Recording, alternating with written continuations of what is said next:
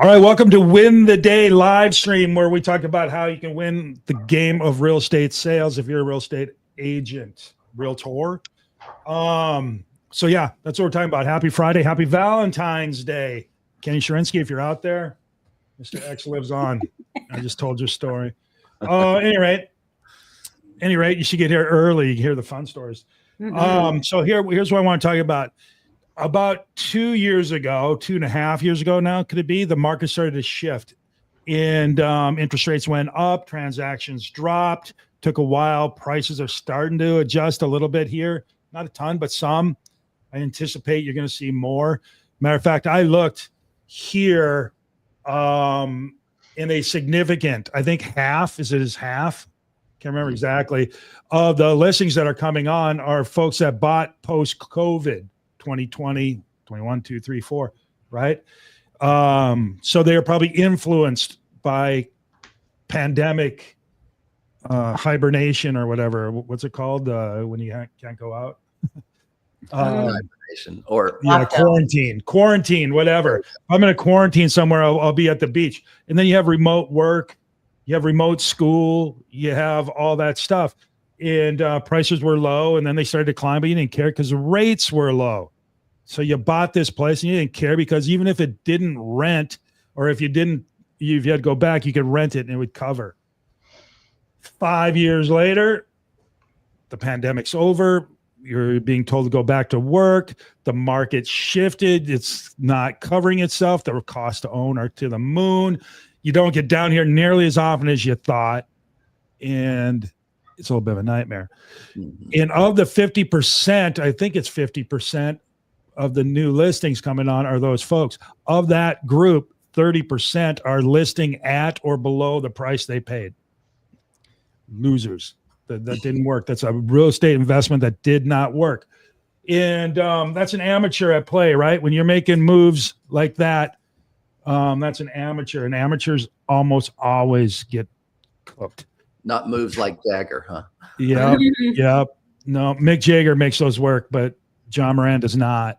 But at any rate, those folks are getting cooked. And if you're trying to compete with those folks, you're going to have a hard time right now getting a number or whatever. The pros, they sit back and wait. They wait for the intersection of current market conditions to align or intersect with their long-term plans. When it hits, that's when they make a move. They buy or sell. And their timing is always right. It's amazing, right? You ever notice people who always have the perfect timing? It's not because they're lucky. It's because they're paying attention. They know what they're doing. But at any rate, so our market turned. Okay. And I think across the country it did. And I adjusted somewhat. But it turns out not enough. And I can tell you this, the last 6-8 months has been very tight, because I operate on a budget, right? And my budget is starting to I can see the bottom of the well in my budget. It's put a lot of pressure on me. And I put a lot of pressure on my group. And it's interesting to see how that's working for me.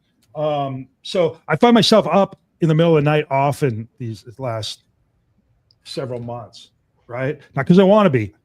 It's because, whatever tickles the back of your mind says, you better wake up, start thinking about what's going on, dude. Right? And last night, I had one of these episodes, and I'm sitting there in the dark by myself, right? A million things coming at me, right? Remember that time Kenny Sherinsky saw Mr. X? All of it, right? Just everywhere. And, look at your accounts getting low. Oh, how come so-and-so is not this? Oh, what, blah, blah, blah. Pretty sure I'm sweating, for God's sake. But you work the problem, you go through it. And as I did this, going through that exercise, a couple things came very clear to me. And I'm guessing that if I'm going through it, y'all are going through it too. But when it gets tight, you need to cut back. It's hard on the ego, right? I'm going to a smaller office. Freaking hate it. I changed my CRM. I like that. But I'm doing a lot of things. I'm cutting back on some frills that I've come to enjoy, but I'm cutting back because we're not covering we don't get it. You don't get the frills when you're not producing the results. That's the nature of life. You haven't figured that out. Maybe you're a millennial. I don't know. You But don't get the thrills when you don't have the chills. So. yeah, right. You got to pay. No fun, no mud, no fun. Right. And it sucks on the downside. It just sucks. But you know what? It's necessary. And for those of us that get through it, it leaves you stronger, right? It leaves you better. And it is positioning us to just dominate. And again, I thought I was doing that, but I didn't see this lasting as long as it has. And now I'm starting to get to the point. But what I've done, all right, so here's what I'm telling you. If you're in this position, don't panic. Get a little nervous maybe, but don't panic. Don't panic. You got what you got, pure and simple, and just pull the levers you can. Cut the costs. If you got frills, cut them out. If you got Showtime and HBO, maybe get rid of one. Maybe get rid of both of them, right? Figure that out. It really gets hard when you got to cut people, things like that. But you're going to have to cut because this is not about growing. This is about surviving. This is about getting through. Cut, not bone, but all the fat. Yeah. If that's what it takes. All the fat, if that's what it takes. Everything. And that's one side of it. The other side is you got to cut out the crap in your schedule. By crap, I mean anything that isn't lead gen, negotiating, or going on appointments. You can't do that in a market or in a position where you're starting to look at your checkbook. Every minute you have available to you needs to, must to, has to be on lead gen. It just the way it is. Does it suck? Yeah, absolutely. It's hard to do lead gen at that intensity for very long, but you don't have to do it very long. You have to do it long enough though, until you get the cash flow coming and to cover the bills and this thing starts to turn. And it will turn. It's taking longer than I thought, but it will turn. Right. And so take a look at your schedule. Cut out, I hate to say it, cut out the previewing, cut out the studies, cut out everything. We're down into, or at least for me, I'm down into lead gen. When the lead gen creates an appointment, and then negotiation. And remember, price reductions are negotiations. So spend your time there. Where's your best chance for a deal? Every moment of every day, where's my best chance for the next deal? You got to do it. So our accountability has jumped dramatically, which has produced 20 some listings in the last 6 weeks, which is great. We went from hardly any pendings. I think we have 13 or 14 pendings now. Good. But that's where we need to be. That's not buying Super Bowl tickets. That's paying the bills, right? So we got more places to go, more work to do. So if you're in that place where you're concerned that you're getting to the bottom of your well when it comes to being capitalized, having enough money to open the door, turn on the lights, whatever, cut your fat in terms of costs. Start eating at home. I don't know. Stop subscriptions. I don't know. All that stuff. Okay. And probably just as important, if not more important, look at your schedule, hone everything back to lead gen. All right. Cause that's your lifeblood, negotiating deals and going on those listing appointments or buyer broker appointments. Anything beyond that, all you're doing is speeding up the demise. And then when you tie that knot in the rope, you can get so good at lead gen. You can get so good. And if you're going to be good at anything, that's a good thing to be good at. Gary Keller says, until you have enough leads to meet or exceed your goal, you have one job. And it's get more leads. Yeah. It's just, you know what? And if you don't like that, well, I don't like it either, but that's life. Yeah. Right. So I don't know. You got any more on that, Mark? Well, it brings me back to the serenity prayer. God, give me the serenity, the peace to accept the things I can't change. We can't change the interest rates.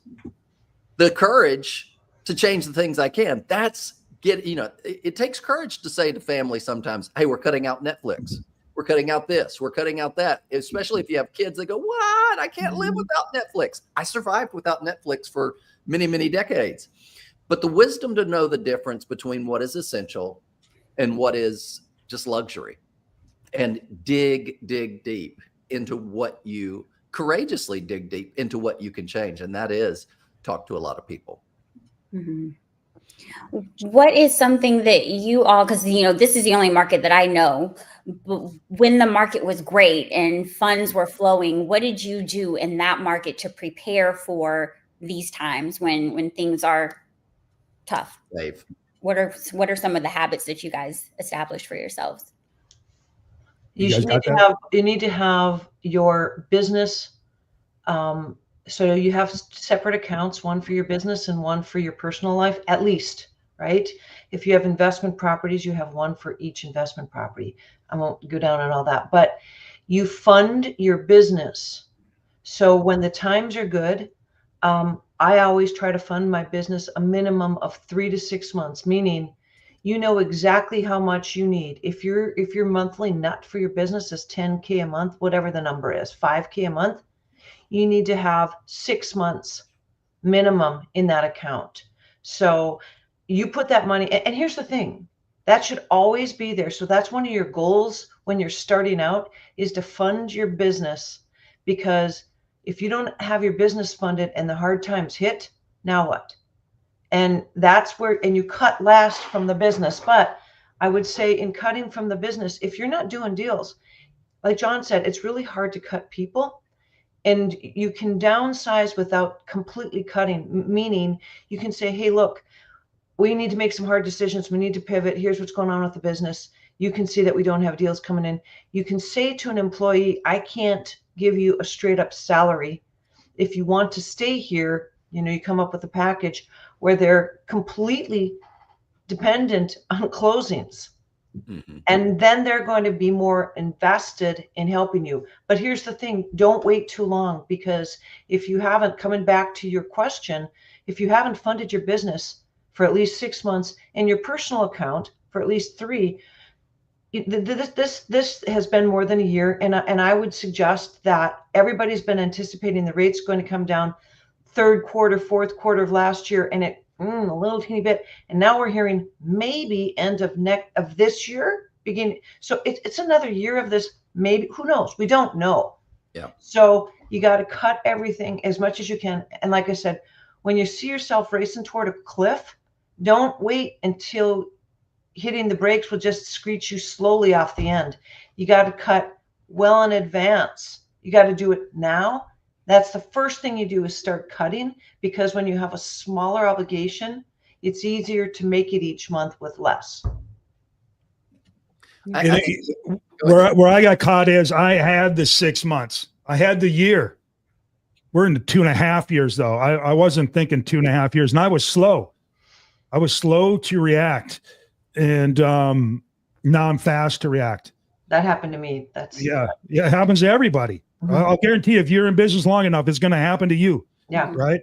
I think the other thing that's important is create a budget and watch out for budget creep, because what happens is income initially, or sometimes is like this, and you've got to kind of draw your budget line across, so that when you have overage, you push that into savings. You don't splurge on it like it's there forever. And so ultimately, when you're over, think of that across that top line, you're just bulldozing it into the next valley, so that you're not overliving in the feast and then struggling in the famine. And it's hard. It is. It's hard. Here, Jamie says something. And in addition to cutting, implement an 8x8 to cement relationships with your Mets. Okay. You want to get mind share. Yep. Agree on that. Be the local economist. All that. Absolutely true. That's part of your lead gen. No doubt. Good job. Mm-hmm. So back to the question, what do you do? It's hard because nothing really happens very quickly. Mm-hmm. I think people get heavy, wake up one day, go, how in the world did I get this heavy? It wasn't like, oh yeah, Thursday I had too many slices of pizza, right? And it's the same thing, kind of like what Mark was saying with the creep. You get used to having things pretty easy. The money's flowing. You're going on big trips, whatever. If you're really smart and disciplined, you'll save a certain amount. It becomes your routine, your process. You'll invest. I'm glad I invested. The problem with investments, make sure they're cash flowing, because if they're not cash flowing, you can have a lot of assets but no liquidity, and that'll be a problem for you. It's like listings. We've got 66 listings right now, but that's not liquidity. That is a sunk cost. Right? It may turn into something, or likely will turn into something, but it ain't right now something. When the bill collector knocks on the door, you can't say, yeah, but look at all these listings, right? You don't care. So what, as a new person, as somebody who's never been in a big market, Mm-hmm. you just got to, I don't know. I think you just got to go Don't through overspend. I think you got to go through it. And I don't know. You do, but How here's do the I get thing, Destiny. experience? You have to look at your budget, and if things are tough, if everything's fine and you're cruising along and you're making more than it's costing you, fine. But the reality is look at your budget, and if you have even 1 month where you're upside down, that could be a trend. It might not be, but you got to look at it and go, I'm upside down for a month. I can't keep doing this. Mm-hmm. So every single listing, every closing that you have, you should be putting, automatically. It's on. First of all, you're doing your 10% tithe, right? But because that is your, returning it to God, who gave you all of it. But here's the other part. You should be 10% into investments and 10% into savings. And I don't know how many people, I never learned budgeting when I was young, but you should never, ever need more than 70% of your income. And I think a lot of people, because of credit, are living on 100 to 110% of their income.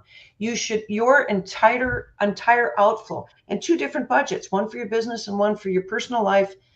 And then if you have other businesses, right? Each one. Never, ever more than 70%. And if you have a down month, you need to cut right then. Don't wait 2, 3, 4, 5, 6 months. And sometimes when you get fat, like John and I, sometimes when you've had a business where it's good and you have multiple employees, you're like, I'm not going to cut the employee. And you're slower to cut because, he said, I had, a year or 2 years in my business account. I had 6 months. And so I'll be okay. I can weather this storm. The thing is you think that the storm is going to be shorter than your account, and you never want to be going negative. You need to be cutting it the month. You should be looking at your budget and your cash flow every month. And if you look ahead to the next month and you think, oh, I'm going to make it, and then one falls out, now you have 2 months in a row, and then that trend continues, and now you're reaching that cliff a lot faster. My grandfather, who lived to about 95 years old, was the same weight at his death than as he was, and he maintained the same weight from his 20s, and he had a 5-pound set point, so that if he ever hit that, he's like, okay, I got to pull back. And so that, think of it economically as well. What's that set point that when you hit it, you go, well, let me come back, so that you don't get off of that. Most people, especially in this business, you have a great year and you go, I'm going to go buy the motorhome, I'm going to go do this, I'm going to expand that out, instead of logically and strategically saying, okay, I'm going to give myself a pay raise. I'm going to add to that because of the trends. And I'll say this, Jim Rohn put it this way. He called it the 10-10-10-70. And I think it comes from The Richest Man in Babylon. Get that book. But 10% tithe, 10% towards savings, and then what he called 10% towards active capital. And that's where you're investing in a business that you're actively engaged in, and then live on 70%. So those get used to whatever that is. Destiny, I think what you do is just create a budget, stay within that budget, and just do the best you can. It reminds me, like my parents and my grandparents. My grandparents especially went through the Depression, right? And I go to their house and they have like in the closet, like 10,000 cans of tomato soup and all this stuff. I'm like, well, what And is they with the save freaking- every single button. everything, right? Like Yeah. they just, because they knew what it was like to have not Nothing. And right? no credit. all I that think- stuff, right? And then my parents were a little bit less than that, and I was a little less than my parents and my kids. I ain't got shit. Right? They're living minute to minute. Mhm. Mhm. Because And they've they never throw gone things away. through a time where it's been. So what got me is just how long it's been. I was fine. I was better than fine until I wasn't. Mhm. Because it's just taken so much longer. So, like, I'll give you an example. We went from 22 closings a month to 18. Okay, I can cover that. We're making less. Okay, to 10. Ooh, that hurts. To 7. The hell? 2. All right, now you're losing a lot of money every month, and it goes faster and faster and faster. But once it starts rolling away from you, it's like the pricing. You got to run twice as fast as it's rolling to get ahead of it, and It's hope like it a doesn't roll treadmill right at over max you. speed, you know. So- You just- To answer your question, budget, have extreme discipline, and pray to God you don't get killed and you Well, learn. and here's the thing: if you're Agreed. living on 70, live on 70 or less.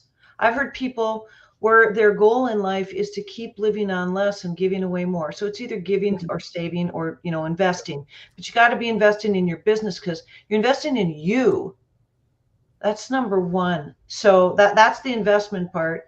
But if you always live on less than you make, which that's the problem with the generations now because of credit.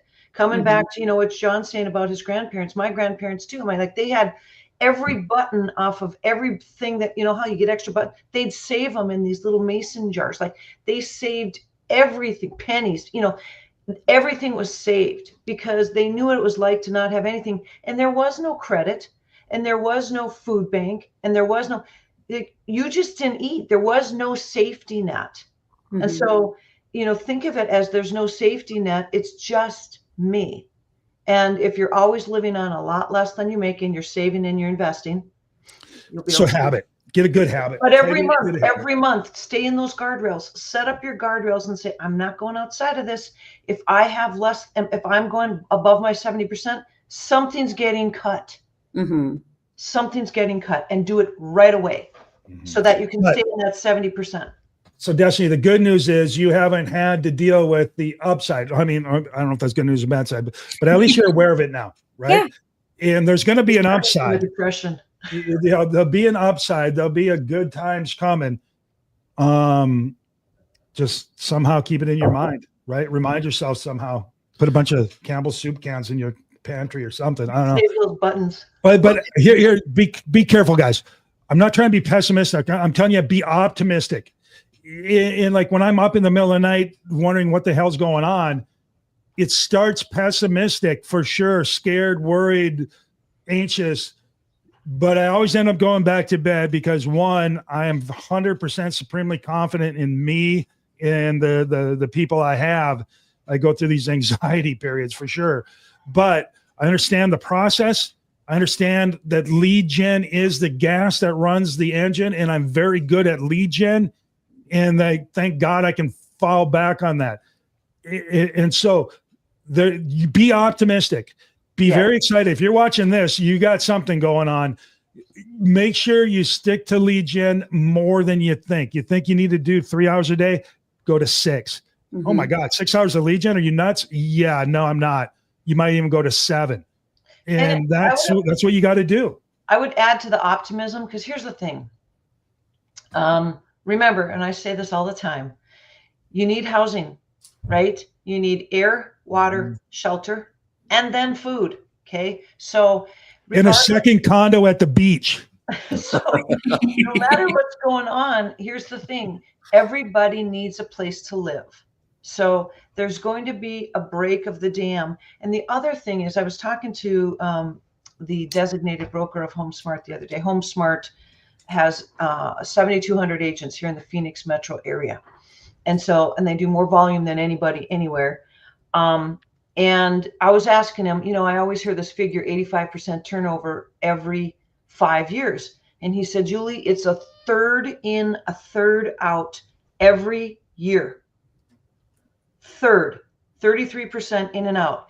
And now with all the changes that are happening and the difficulty of the market and having to negotiate your buyer compensation on every single contract, we're starting to see less experienced, and you'll be fine, Destiny, but people who don't have mentors and don't do the daily win the day and don't have coaches, they're going to fall off as they renew because they're going to lose hope because they can't demonstrate their value. They can't articulate their value, and they're not going to be able to negotiate on their behalf. So that's negative for some, but it's positive for those who can hang in, because people are going to continue to buy, maybe at a slower rate, but they're going to continue to move. People need to move. So, so now there's going to be opportunity for more market share as the population of realtors drops. Just here, let's start to wind this up. We're getting long in the tooth. So, Mark, last words? Yeah, what I was going to say is it's impossible to fail, Julie. It's impossible to fail if you get in the game and stay in the game and do what you can control. It's not impossible. Well, here's the thing is I have yet to see an agent who has skill, who's applying that skill, not have deals. Now, here's the key. Cut the fat, stay in the game, stay lean. You'll survive it. But in your if you're fearful, don't shut down, step up. That's what's going to keep you winning. Destiny, last words. Get this book. It is changing my world and my life in real estate and in business. The last thing I read in it last night was the more people you serve and give to, the more you'll receive. And so I think that we can apply this principle to this topic today. Talk to more people, serve more people. Julie, last words.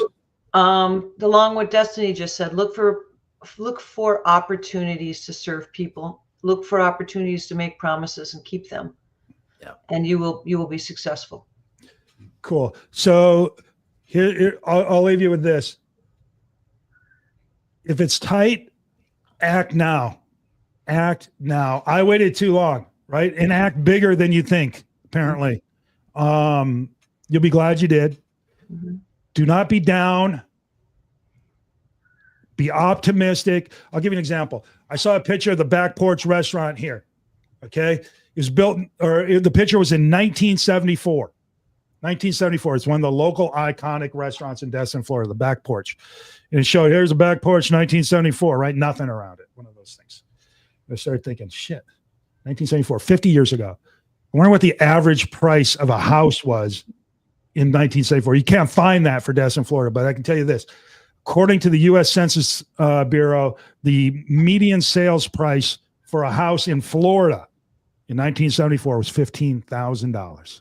Okay, $15,000. That includes Miami, Tampa, and whatever. So here in Destin, Florida, it sure as hell was not $15,000, right? But I can also tell you this: on December 31st, 2024, the median sales price for a house in Destin, Florida, was $1,120,000. That's more than $15,000. My point is, real estate doesn't go up all the time, but it goes up over time. The market isn't always rocking, but it does go up over time. Stay in the game, be optimistic, cut the fat. And the fat in your schedule too, it's lead gen, the occasional appointment, negotiation, price drop. Yeah, it's not about price. It's always about price. Somebody says, hey, how come my place isn't selling? It's too expensive. You haven't even looked at it. Don't need to. It's too expensive, right? Yeah. That's the way it works. So happy Friday. Happy Valentine's Day. Go find your leads. Every one of your leads, call them up. At one point you said you were going to sell. Is that still the plan? What's the next step? At one point you were looking at buying. Is that still the case? What's the next step? Call every lead. Text them, email them, send them a note, go write in colorful chalk on their sidewalk, whatever you need to do, communicate to them. All right. This is a do everything market. All right. Remain optimistic. It'll change. Yeah. It'll be, just stay in it. All right. See you on Monday. Bye. Happy Valentine's Day. Happy Valentine's Day.